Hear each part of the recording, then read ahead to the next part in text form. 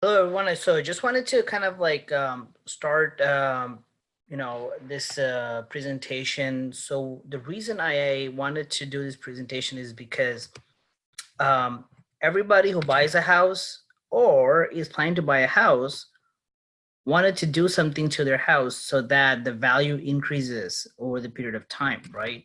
Like one of the reason a lot of people wanted to buy a house or invest in real estate is because they want some equity in the house, or they want their house to be worth more so that in future when they sell they need to get some profit out of it, right? So I actually did the same thing. I bought a couple houses when I was new to real estate, and I did a whole bunch of things to it, and basically the value just decreased um, for some of those things, but I fixed them, and I used a different strategy, so I was able to get that back. So I wanted to just jump in and kind of like, you know, talk to you about some of those things that really matter. So the most thing, the one thing that common I see in people is people wanted to always add bedrooms and bathrooms to the house, right? So let me tell you this one thing. Adding bedrooms can increase the value, but it can also decrease the value. Okay. I'll tell you how it can increase the value, but then I'll also explain you how it will decrease the value as well. So there are two type of square footage. One is the finished square feet, and one is the unfinished square feet. Okay. So for an example, you have a house and you have a basement in your house, and that basement is not finished. That means it doesn't have the flooring, it doesn't have the sheetrock, it doesn't have the walls, it doesn't have electricity, lighting, anything. It doesn't have plumbing and all those things, right? However, you decide to finish the basement and add bedrooms to it. However, that will increase your value of your home because you are adding bedrooms to an unfinished square foot. The value of the home is determine the price per square feet based on the price per square feet area.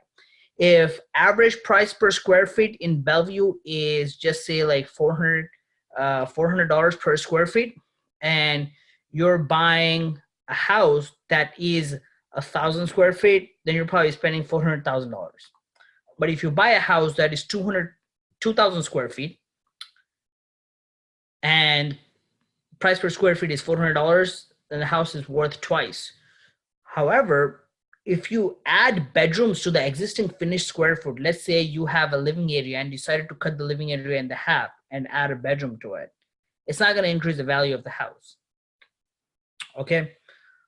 But that could be like some people might like it. Like for an example, someone have like a lot of kids and they all want to stay in bedrooms, but they don't like to spend too much time in the living area, so they don't need a big living area.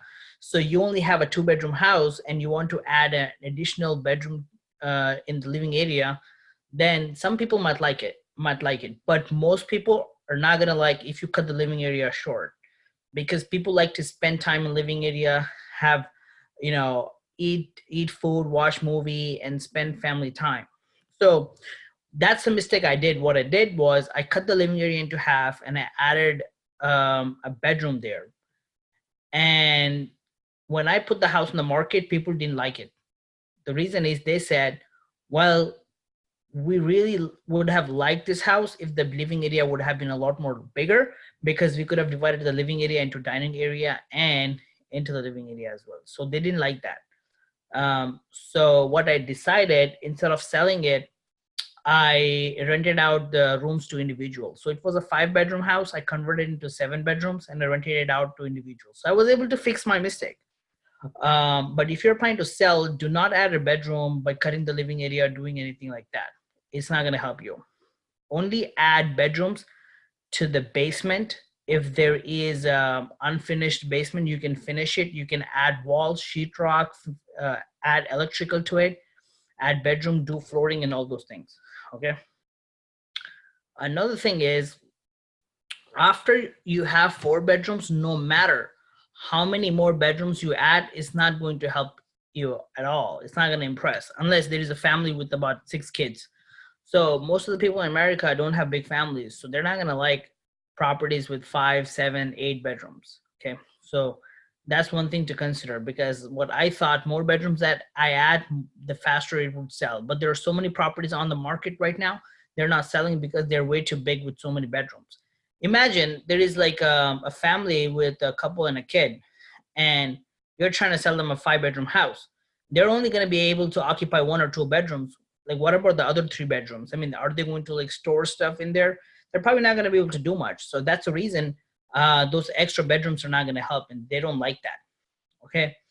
And if you have an additional space, putting a 1 big bedroom with an attached bath is so much better than putting two extra bedrooms with no attached bath. The reason is, for an example, if you have a space in the basement and you actually put 2 bedrooms, so for 2 extra people to stay in there, or 2 extra couples to stay in there, but none of them have attached bath. But if you have like 1 bedroom with attached bath in the basement, I mean, it's so awesome. They don't have to go up and down multiple times during the day if they have to use the restroom, right? So they can just use the restroom with the attached bedroom. Okay. Now, bathrooms. Okay, a lot of people get confused with 1/2 and 3/4 bathrooms.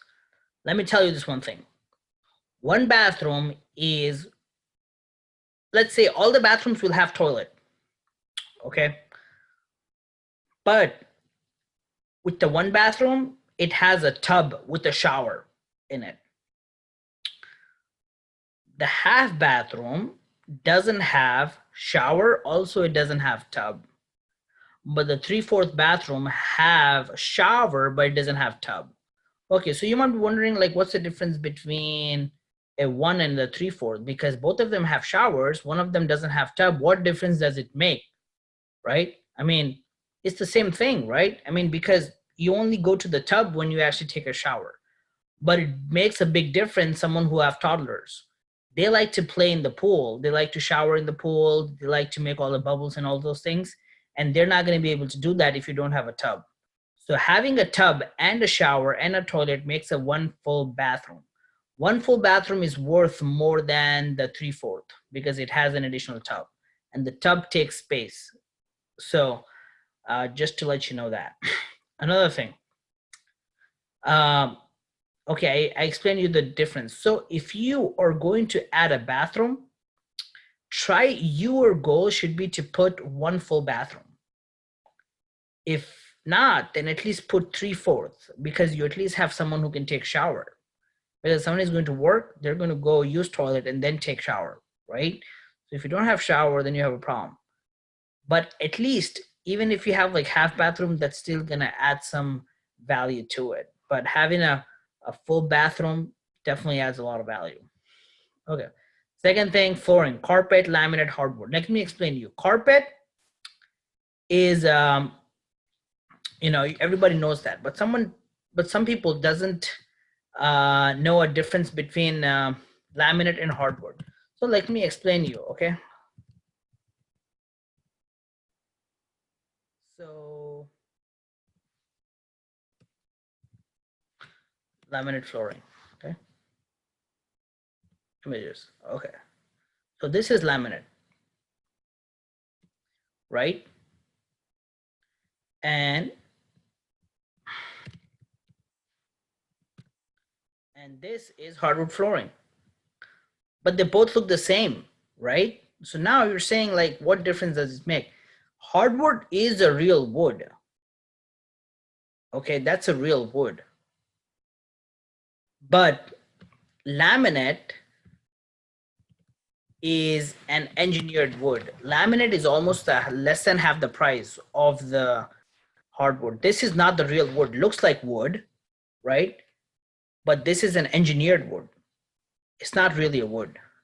Okay, so what you do is, when you actually buy laminate, only buy when you're selling a house, because the reason is, if you install laminate in your home, you get scratches, you can't fix it. But with the hardwood floor, you put scratches, you do whatever, you can sand and polish it. Hardwood flooring, let's say polishing before and after. Okay, so if you see over here, this is hardwood floor, and you can just sand and polish and it will look new, no matter how old it is. But you can't do that to the carpet and the laminate. So hope that makes sense. If it's hardwood, you can actually install it anytime. You don't have to do it just before you sell the house. Okay. I lost the share. Okay, so now get back to this thing. So if you are going to buy a house and you don't know how to differentiate between laminate and hardwood, just let me know. I can help you out because I know the difference between both of them. Second thing, kitchen upgrade remodeling. Don't do any remodeling unless the home is ready to sell. Okay. The reason I tell this is I have this person who was selling his house and he did all remodeling before even asking opinion from any professional. So what he did was he spent a lot of money to his kitchen doing cabinets and everything, but he made it a closed kitchen. Okay, I don't know if you means I think pretty much everyone knows between the difference between the closed kitchen and the open kitchen. However, with the same amount of money, he could have made an open kitchen with so much better quality materials. But he just bought some materials from some California place, which were like 3 times more expensive, and it's not going to help him in any way.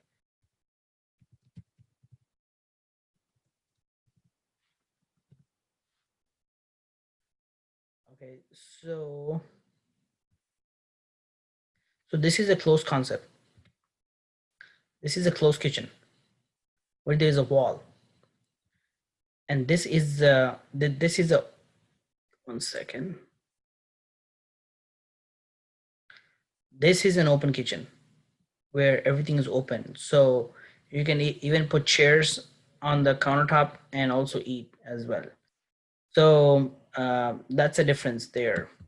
And so don't do any remodeling before taking the professional opinion. And also, for an example, if you remodel your entire kitchen, spend $30,000, and 10 years later you want to sell, that would be outdated because things will change and your kitchen will start to look old. But just make like small upgrades, like maybe change some cabinets, or do some paint, but don't do any remodeling unless you're ready to sell the house.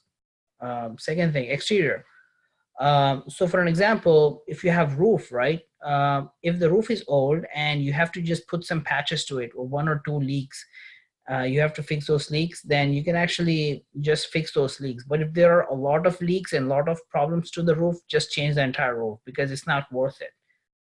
You'll end up spending the same amount of money fixing the roof than getting a new roof. Okay, and if and if you don't need to change the roof, don't change it. Some people spend so much money and change the roof, then later they realize like, oh wow, they have to sell the house 10 years from now, so the roof will get old again and they have to spend another $20,000-$30,000 in changing the roof. So if you actually change the roof before you sell the house, it looks great. So for an example, you're buying a house and the seller says the roof is new, installed about 2 months ago, or someone says the roof was installed 10 years ago. Well, you're going to prefer the home that was installed 2 months ago because that's a better one. So, right. So that's what I would recommend. And siding, have a gutter system. I don't know if you have a good gutter system or not. I don't know if you guys know about the gutters. So some people think when they say gutters, they think that something under the ground. No, these are the gutters that um, that actually come from the roof. Okay, so for an example, here's the water, right? Water that comes will go into this gutter, and this gutter will actually go into the ground, right? So that way you don't have to spend that way the water will not go into the what you call it, the siding. Okay, so for an example, these are the gutters, right? The water will actually, the rainwater will go into the gutters, and this should be connected to the sewer lines and will go directly into the sewer. Okay, so you need to have the good gutter system. If you see over here, right? All this water will go into this gutter from the rain and will go. But if you don't have that, the water will be keep dripping on the siding, and the siding will get bad over the period of time. It will get mold. For an example, if you have brick wall, the brick will get mold, and the mold will start eating the cement and everything, and then you will 10 years, 20 years from now, you have to change it all together. So you don't have to do all that. So that's how the gutters are installed. If you see over here, that's how they install the gutters, right? So make sure that you have a good gutter system when you actually have to, uh, sell the house or do anything, right? So hope that helps. If you have any questions, anything, feel free to call me or text me. I'm always available to help you out. If you're looking to buy a house, let me know. Right now, I'm pretty much booked on the weekends, but I do have a couple hours available. If you just give me about 2 days of heads up, then I'll make sure to make some time available for you. Okay. Thank you very much.